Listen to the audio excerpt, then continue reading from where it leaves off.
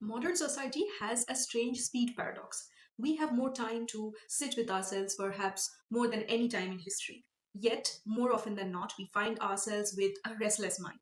There are medical explanations for why sedentary life of this kind leads to anxiety and unrest and the buildup of stress hormones like cortisol and the lack of happy hormones like endorphin, etc. But we need to philosophically address the elephant in the room: speed as an organizational principle of modern life that extracts a heavy toll from the joy of living.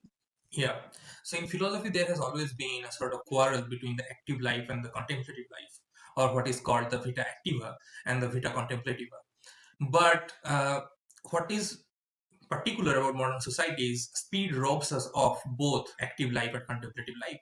So Aristotle, when he was eulogizing the contemplative life of the philosopher over the active life of the statesman, it was assumed that the philosopher has more time in hand to examine life.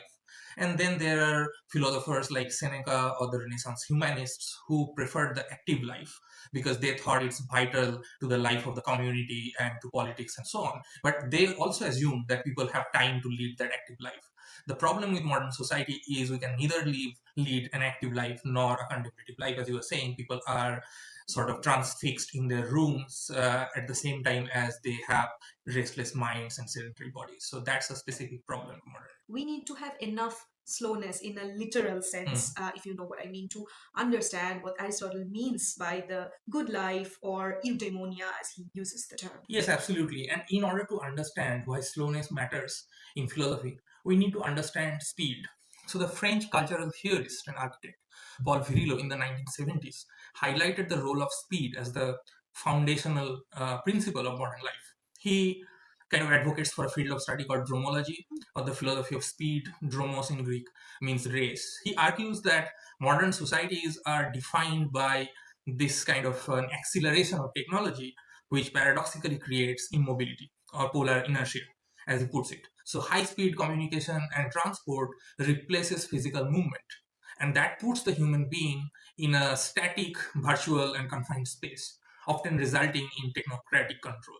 The fact that we are constantly bored and that we need incessant stimuli is not a personality disorder or a subjective problem in its entirety. Boredom is the new raw resource that the world of algorithmic capitalism needs to mine. So, the idea of time management, that again, most of us must have come across to some degree, shows that the ultimate commodification of modern life is where time itself becomes the most valued commodity. Yet, it is that currency that is easily wasted. Yeah, I really love this phrase, algorithmic capitalism. And that kind of squarely brings us back to the philosophical problem of speed because speed wrecks our lives.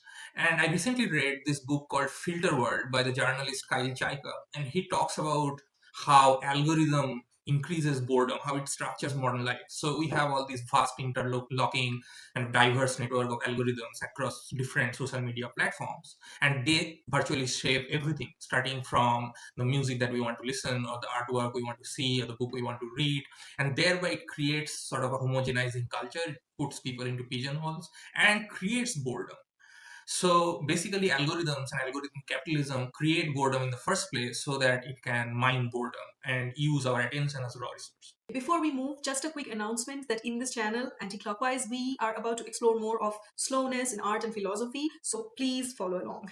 I do not honestly understand the absolute denial of boredom that our productivity driven culture has gotten us into. It denies any sense of pleasure in empty time, the time of boredom. It is called laziness, which I think is a misnomer, and it's actually a very recent phenomenon. So, philosophers in the past have valued idleness and boredom deeply as part of the creative process. And again, I must come back to my favorite philosopher, Walter Benjamin. He calls this profound state of a state of deep boredom. This is what he calls it, and I quote: "The dream bird that hatches the egg of experience." It's very poetic, but it's also very true. While sleep is the ultimate form of physical rest, deep boredom represents the pinnacle of mental relaxation. Yeah, I remember that part from Benjamin's Arcades project where he kind of says that constant frantic activity prevents creativity. It merely creates repetitive structures. So Benjamin was already lamenting the disappearance of boredom and tranquility during around the time of First World War. So he talks about how he has really poetic ways of describing things. So boredom is this dream bird, and he talks about how tranquility is this warm gray fabric on the inside with the most lustrous and colorful silk. And this tranquility vanishes with the speed, and with that vanishes the gift of listening to. He has another great essay called The Storyteller, where he talks about the disappearance of the community of listeners. So the frantic time basically robs us both of our interiority as well as the possibility of any genuine social interaction. When I think of stillness, I think of the art of Paul Cézanne. He, as an artist, he revolutionized still mundane objects which have usually been part of the backdrop in the monumental structural forms. So his apples and peaches and other such household items have their own personality and a sense of endurance in time. So he uses slow, meticulous compositions, very slow and broken down, vibrant brushstrokes. He seeks to create art that was, as he called, solid and durable. But more importantly, I think he was painting a sense of attention, the stillness, the immersion that is required to feel all these objects as they are in their true being. Yeah, I think the point you make about Cézanne is really beautiful. The idea that he is painting stillness or contemplation. That reminds me of the Korean German philosopher Byung-Chul Han, what he says in The Saint of Time. He there discusses Cézanne, I think, and he definitely does that in the Burnout Society, which is his more well-known work. So Cézanne also says somewhere that the still life, you could not merely see it, you could also smell. So there is some kind of fragrance in time that is durable, that stands still, time that is contemplative. And that is an idea that we find in Hans, The Saint of Time. He says that in the past, time was fragrant because it had a narrative structure, it had beginning, middle, and end. And that is precisely lost in our data driven, kind of fast world, which is too focused on speed to let time have its beauty and fragrance. And again, I must mention another of Paul Cézanne's The Card Players. Don't laugh, Shubhendu. Yeah. The more he mentions philosophy, the more I will mention art, and you must let me. Okay, so there is this painting called The Card I Players. think it's a series. Yeah, it's a series of paintings called The Card Players, where he reinterprets a common tavern, common tavern genre of card playing. There are many paintings like that. It's a common scene to be painted. But usually these scenes so far have been depicted as boisterous scenes, in Dutch and French artistic traditions.